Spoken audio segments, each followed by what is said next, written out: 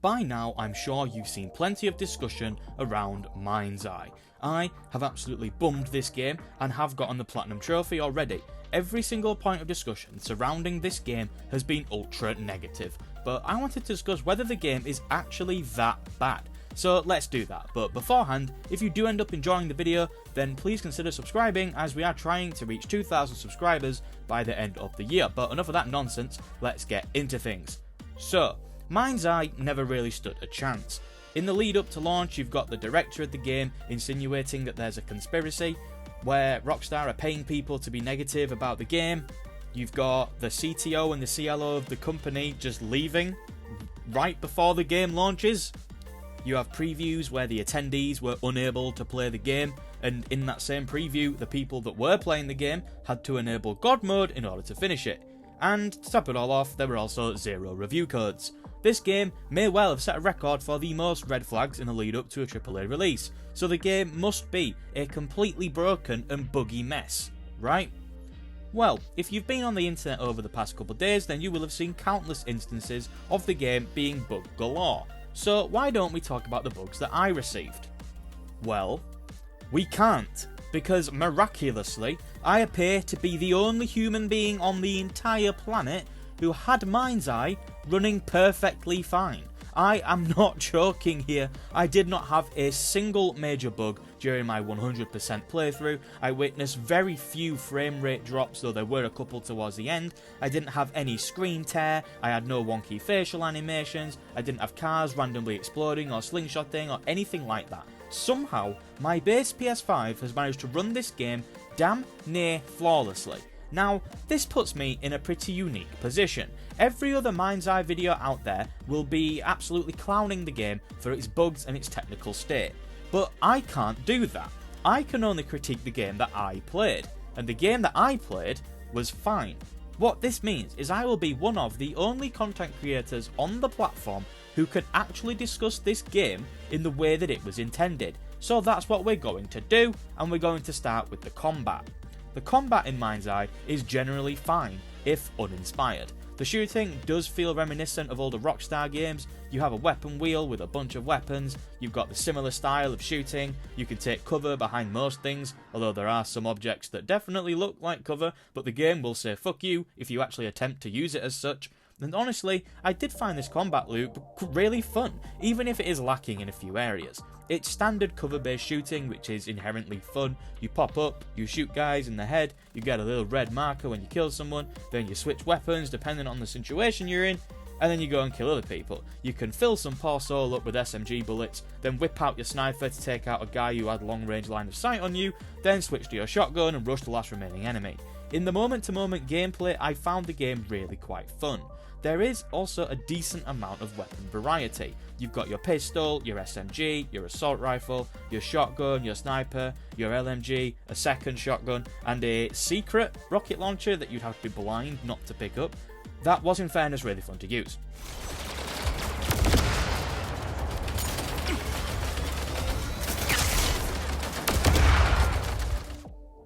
About a third of the way through the game, you also unlock a mini drone that follows you around and unlocks even more combat capabilities. The main one is that you can use it to stun enemies, which literally just keeps them perfectly in place. You can do this twice before it needs to recharge, so it can't really be spammed. It kinda trivializes a lot of encounters when you initially unlock it, but it's much more helpful towards the end of the game as they decide to pump a million enemies at you at once, but we'll get onto that shortly. Another ability the drone gives you is remote hacking. You can make a robot turn on your side.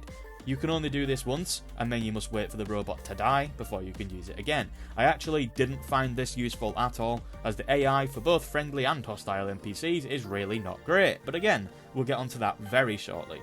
The final ability it gives you is grenades, and I was very happy with this, because I found it absolutely astounding that for the vast majority of this game, you do not have any form of throwable. No grenades, no C4, no Molotovs, nothing like that exists, which is quite frankly ridiculous. And whilst these drone grenades are cool, I actually barely used them, as you receive them so late in the game that I kind of forgot I even had them. We're now going to discuss everything wrong with the combat, and as much as I enjoyed it on a very base level, there are a lot of oversights here. As well as the aforementioned absence of throwables, there's also zero form of melee combat at all. This is obscene. If an enemy is all up in your grill, you can't even punch them or hit them with your weapon. You have to try and shoot them, and it's ludicrous. How you could think not having melee combat in a game like this is a joke. Also, there is no stealth other than a scripted mission just over halfway through the game. This is also stupid. I didn't expect Assassin's Creed or anything, but since you can approach a group of enemies that don't know you're there, it does seem reductive that your only course of action is to then go all guns blazing and alert everybody in a 3-mile radius of your exact position.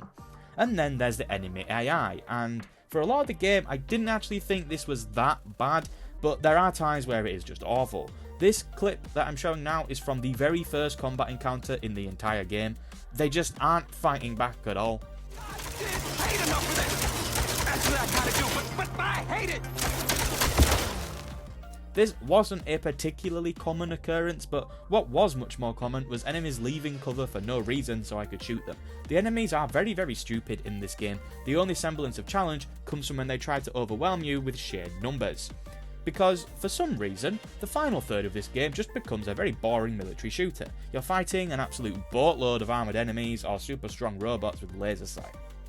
So yeah, the combat is generally just fine. Moment to moment it is fun, but there's just no avoiding the egregious oversights and omissions of stuff that should have been here, and would undoubtedly, I would hope, have been here had the game been delayed as it should have been. I'm now going to pack a lot of stuff into this next section. This is the world section, where we'll be discussing the setting, the mission structure, and the driving. So the setting is really kind of mixed bag. The city looks pretty damn cool, it's all futuristic and sleek, and it's aesthetically pleasing, if a bit generic. Let me make one thing clear though, this is no Night City. It looks kinda cool, but it never feels alive at any point. The NPCs don't do anything. You can't even do anything. If you want to drive where you want to drive, you will get a mission failed screen. But then the other side of the bag is the desert. The desert is boring. There is no other way to describe it. Every mission in the desert feels the exact same, it doesn't look cool, and the worst part is, I would say a good 2/3 of the game actually take place in the desert area for some reason. In fact, midway through the game, your sort of base moves from the factory to the desert, meaning almost every mission either ends or starts with you returning to your desert base in the middle of goddamn nowhere, and it does become really tedious. Which brings us now to the mission structure, and I do think it is very clear to see that this game was rushed. The first third of this game had a pretty interesting mission structure. I'm not saying groundbreaking or anything, it's still typical of what you'd expect from a game like this. It is driving to locations and shooting people, but it just felt like there was more going on. You would arrive at your location and there'd be some build up before the shots got fired. But then around the halfway mark, this just changes. From that point on, almost every mission is just driving somewhere, and immediately you're in the thick of it, and you're shooting people and or robots. Also, despite appearances, MindsEye is a fully linear game. You cannot free roam. Although you do actually unlock free roam absurdly close to the end of the game, but for story reasons I won't spoil, you don't really want to free roam at that point. I find it completely bonkers that they would introduce free roam at the exact moment that story reasons would prevent you from wanting to do it. There are side missions that pop up every now and then, but they are completely pointless. They don't relate to the main story at all. You don't even play as your character. They all take about 3 minutes. They serve zero purpose. Don't bother with them. It feels like it's just an advert for the creator function part of the game, which I won't be discussing here at all because I really couldn't care less, and I have no clue why it's even involved in the game. Another thing this game does that I absolutely hate, much more so in the first half, is tailing missions. I don't mean stealth tailing, although there is a couple of those, but I mean missions where there's a vehicle you need to chase and you can't let it out of your sight. This mission type appears too often and is implemented really poorly. Whatever vehicle you're attempting to chase is so easy to catch up to, but then when you catch them, you can't do anything. If you try to ram them, then they have the physics of a brick wall and you'll just bounce right off them. You need to politely stay directly behind them so that they can get to their scripted location. Which brings us to the driving, and honestly, I expected a hell of a lot worse. I mean, don't get me wrong, it's not exactly Forza Horizon here, but I did find it fun to be speeding around all over the place. I don't really know what else to say about this. Driving in MindsEye is fun. Oh, almost forgot, you can't even steal cars. In MindsEye, you have your car. You are unable to get into any other car. This is mental. If you get a tyre shot out, then you are shit out of luck, as you have to use that car. This is so stupid. All in all, the world is a real mixed bag. I do believe that the absence of free roam is a result of the game being rushed to launch. Despite the fun driving, the general mission structure is pretty uninspired after the first couple of hours. Overall, definitely room for improvement here. But finally, it's time to discuss the best part about MindsEye, the story. Say what you will about the bugs, and the combat, and the world. The story is this game's saving grace. I mean, it's not going down in the history books or making a best stories in gaming list, but it's still a good story. You play as Jacob Diaz, an ex-army man who has recently got a job working security at a corporation. Jacob has a strange chip in his neck, and he wants to figure out what the hell it is, who put it there, and why they did so. It's an intriguing premise, and the game spends a decent amount of time building up this mystery.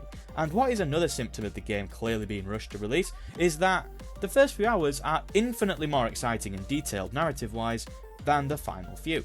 The game is just much more cinematic at the start. The amount and length of the cutscenes really dries up as the game progresses, and this really bummed me out, as I was initially really hooked on the premise. They really messed up as well by refusing to realise the potential of Jacob's relationship with his roommate and longtime friend Seb.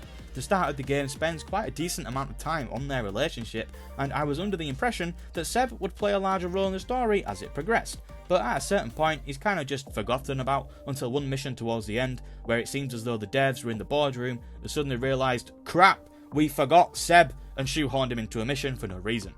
This game also suffers from something a lot of games have suffered from lately, and I do not know why, but it is really starting to piss me off. So many 2025 games have had this issue where they just end.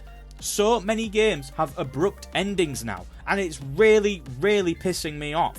Avowed just ends. Atomfall just ends. Doom the Dark Ages just ends. Assassin's Creed Shadows just ends. Why are developers refusing to actually end their games nowadays? MindsEye may just be the worst offender of this, by the way. My Platinum Trophy actually popped before the credits did, and I was just sat there in utter disbelief. It is actually so bad that I am going to show you it, so if you want to skip this, then skip to the time on screen now. I want to reiterate, this is the very last moment of the game. There is nothing after this. Okay, play the footage.